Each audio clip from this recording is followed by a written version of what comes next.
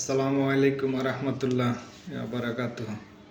আমি মুসলিম গাজী গুরু বকুলের শিষ্য উস্তাদ গুরু বকুলের কাছে আমি ক্ষমা চাইতে আছি। আমি একটা ভিডিও করছি, এটা আমার ভুল হয়ে গেছে, এই কারণে উস্তাদের কাছে আমি ক্ষমা চাইতে আছি।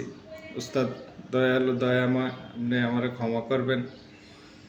আমি চরণ একটা অন্যায় করছি, ভিডিওটা বানাইয়া হয়তো এটা তার কাছে দেওয়ার উচিত ছিল না, আপনার কাছে পাঠানো উচিত ছিল না, এটা আমার ভুল হয়ে গেছে। কিন্তু আমি ওদিনকার রাত্রে 3টার দিকে ভিডিওটা করছি, দুনিয়ার মৌমায়া হইরা গেছি। মেন কথা হচ্ছে এটা যে আমি আসলে এত বেশি আমার বরণ উঠে, এই যে এই বরণটা উঠে বেশি এই চান। আমি একটা কাস্টমারের সামনে যাওয়া কথা কইতে পারি না, আমার বউয়ের সামনেও কথা কইতে পারি না, এমনি ধরে রাখে। আর ওই হ্যাঁ, কারণ আগে এই একটা জিনিস আমার শরীরে সবসময় এরকমভাবে আমার এই ধরে রাখে। আর হচ্ছে নানা জসিরে, এই যে নানা নানা আমার শরীরে থাকে, এই কারণে এত বেশি বয়স হয়ে গেছে। আজ 6-7 মাস ধরে বেশি যে আমার এই সমস্যাটি হইতেছে। আমি কোনো মানুষের সামনে যায় কাজ কাম করতে পারি না, ঘরে বউজির সামনে মা বাবার সামনেও যাইতে পারি না। তারপরে করুণী ভাগলা বাবা এই শক্তিটা আমি আমার শরীরে নিতে পারি না। এরা বরণ দিয়ে রায়, কিন্তু এমনি কোনো কথাবার্তি কয় না। আর আমি জানি না কেন হেরা বা কি আসে বিষয়। তবে আমি হয়তো আমল এটুকুই করছি, জিগিরাজগার বেশি করছি। আর আপনার নাম 1 লক্ষ বারের বেশি আমি জব করছি।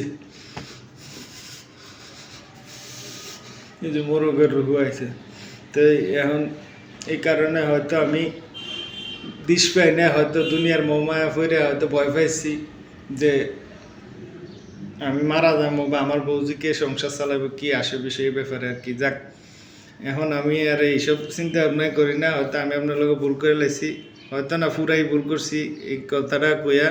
এটার লিগে আমি আপনার কাছে মাফও চাইতেও চাই, আমরা মাফ করবেন, আপনি দয়ালু। আর আমার যে সমস্যাটি হইতেছে, আপনি চাইলে এরকম এই 4টা জিনিসের সমস্যাটাই বেশি।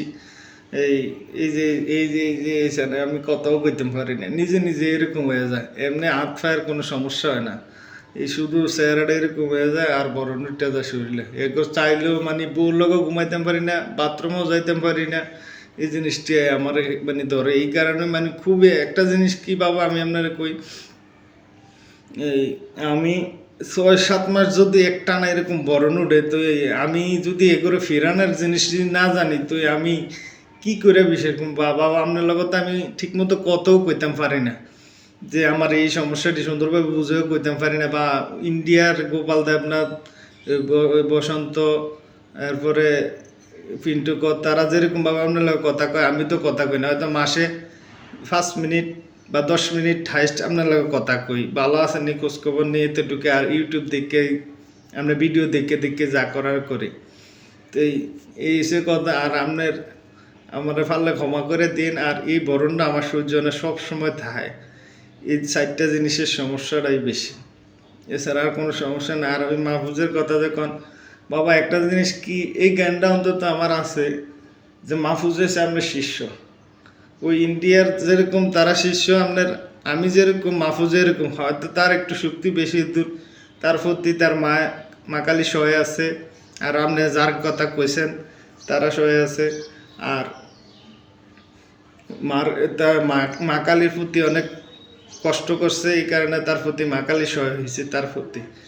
এই কারণে হয়তো আমি কিছু জানার লিখে, কারণ আমার তো জবান খোলা না, এরা তো আমার লোক কথাও কয় না, এই বিধানে হয়তো আমি মাহফুজের কাছে গেছি। এটা আমার সবচাইতে হয়তো ভুল হইতে পারে।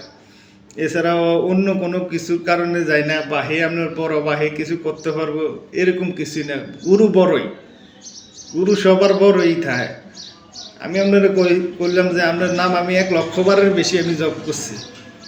এবার কোন আপনার শক্তি, আপনার তো চালানে যে জাগরো চালান, হয়তো এনে আমার কাছে থাকে, বা আমি এগুলো কেন চালামো বা কিছুই বুঝি না, বা আমার শরীরে এত গরম দেয়, আমি এসব বুঝি না বাবা।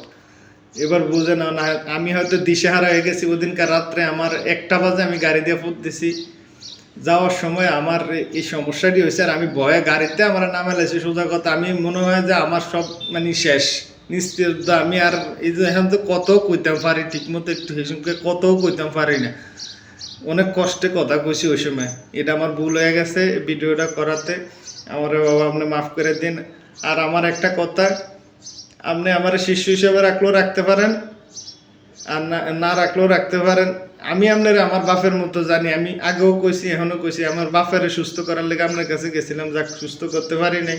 আমার বাপ মারা গেছে, এখন আমার বাপ নাই, আপনি আমার বাপ, আপনি আমার বাবা।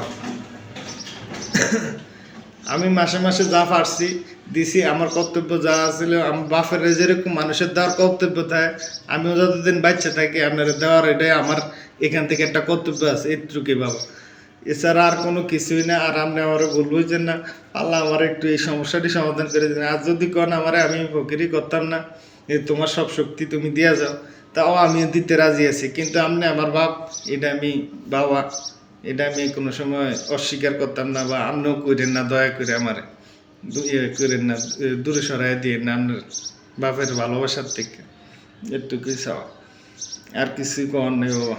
এই বরণটাই আমার অতিরিক্ত সমস্যা করে, এগুলো কোনো কিছু দোহাই দিলে এরা যায় না, বেশিরভাগ এটা এটা বেশি সমস্যা করে। এরপরে নানায় ভাই, নানায় কইলেও নানা কিছু শুনে না, বুঝে না, বা বরণ দিয়ে কি কারণে দেয়, এটা একমাত্র আমনে গুরু, আমনে ভালো করেই জানে। আসসালামু আলাইকুম আব্বা, আমার লেগে দোয়া করবেন, বদ দোয়া দিয়েন না।